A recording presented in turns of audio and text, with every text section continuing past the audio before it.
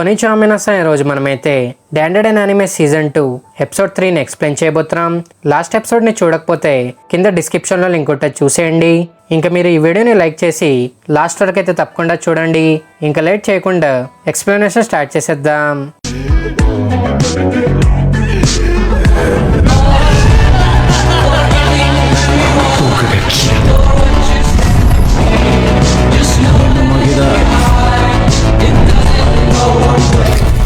Episode స్టార్టింగ్లో Karun evil eye అటాక్ని black చేస్తాడు. ఇంకా తన మోమోని తీసుకొని అక్కడి నుంచి పరిగెత్తడం స్టార్ట్ చేస్తాడు. ఈవిల్ ఐ తన థర్డ్ ఐతో ఈ బాల్ని కంట్రోల్ చేస్తూ ఉంటాడు. ఈ గ్రజ్ బాల్ అటాక్ చేసిన తర్వాత మళ్ళీ తన దగ్గరకే తిరిగి వస్తుంది కాబట్టి ఈవిల్ ఐ కంటిన్యూస్ గా అటాక్ చేస్తూ ఉంటాడు. ఒకరోన్ ఇంకా మోమో ఆ అటాక్స్ ని డాచ్ చేస్తూ పైకి వెళ్తూ ఉంటారు. ఇంకా ఒకరోన్ మోమోకి సూషినోకోని చూపిస్తాడు.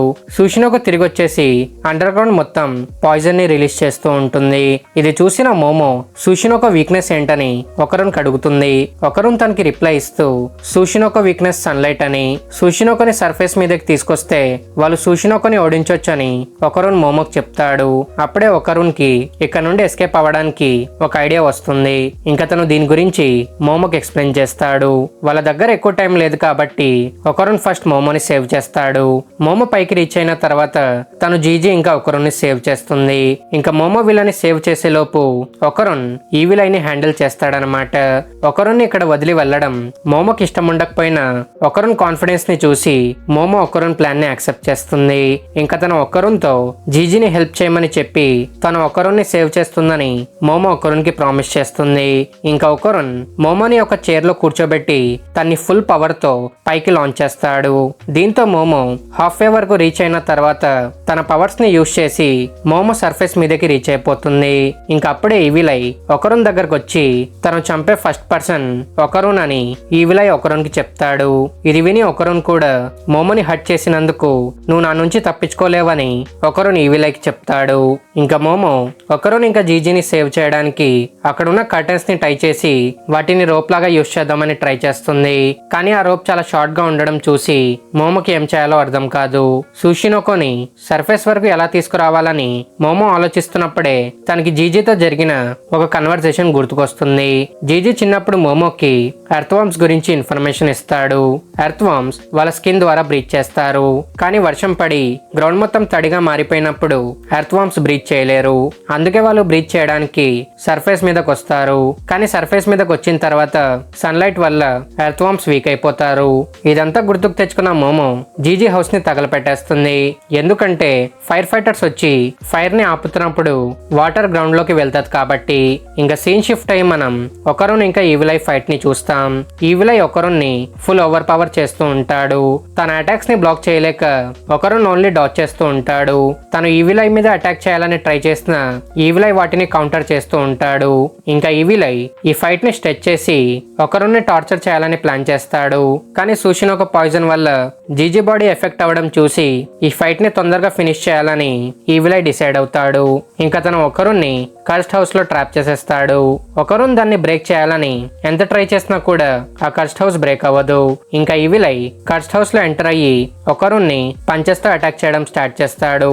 ఒకరున్ కండిషన్ ని చూసి ఈవిల్ ఐ ఎంజాయ్ చేస్తూ నెక్స్ట్ తను మోమోని కూడా ఇలాగే టార్చర్ చేసి చంపుతాడని ఈవిల్ ఐ ఒకరున్ కి చెప్తాడు. ఇది వినగానే ఒకరున్ ఈవిల్ ఐ ఫేస్ ని గ్రాప్ చేసుకొని ఈవిల్ ఐ చేసిన 3 మిస్టేక్స్ గురించి ఎక్స్ప్లెయిన్ చేస్తాడు. ఈవిల్ ఐ చేసిన ఫస్ట్ మిస్టేక్ మోమోని హర్ట్ చేయడం. సెకండ్, తన ఫ్రెండ్ జీజీ బాడీని యూజ్ చేయడం.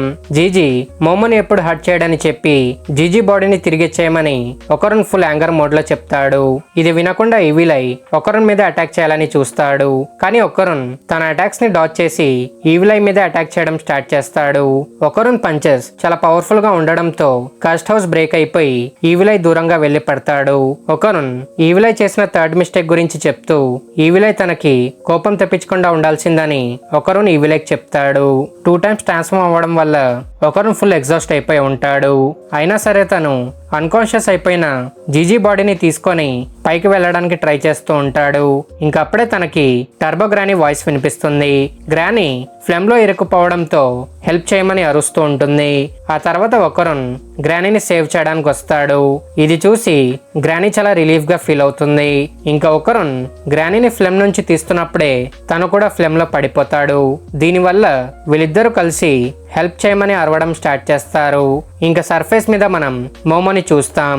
ఇంకా పోలీస్ ఆఫీసర్ ఈ ఫైర్ గురించి అడిగిన తర్వాత మోమో రిప్లై ఇస్తూ తనే ఈ ఫైర్ ని స్టార్ట్ చేసిందని చెప్పి కితో ఫ్యామిలీ గురించి వీళ్ళకి ఇన్ఫార్మ్ చేయడానికి ట్రై చేస్తుంది. కానీ ఆఫీసర్స్ తన మాట వినకుండా తన్ని కస్టడీలోకి తీసుకునే లోపే మోమో సన్సెట్ ని నోటీస్ చేస్తుంది.